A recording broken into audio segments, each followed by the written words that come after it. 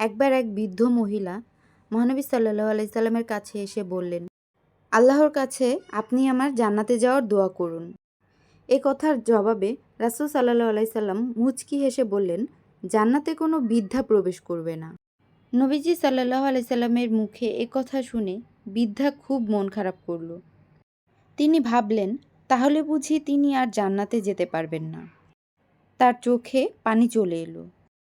তখন নবীজি সাল্লাল্লাহু আলাইহি সাল্লাম হাসি মুখে তাকে সান্ত্বনা দিয়ে বললেন, তুমি যা বুঝেছ বিষয়টি কিন্তু তা নয়। আল্লাহ তাআলা জান্নাতে কাউকে বৃদ্ধ অবস্থায় প্রবেশ করাবেন না। জান্নাতে প্রবেশের আগে আল্লাহ তাআলা সবাইকে সুন্দর তরুণ ও তরুণী রূপে পুনর্জীবিত করবেন। এই হাদিসটি থেকে আমরা বুঝতে পারলাম আমাদের নবীজি সাল্লাল্লাহু আলাইহি সাল্লামও রসিকতা করতেন।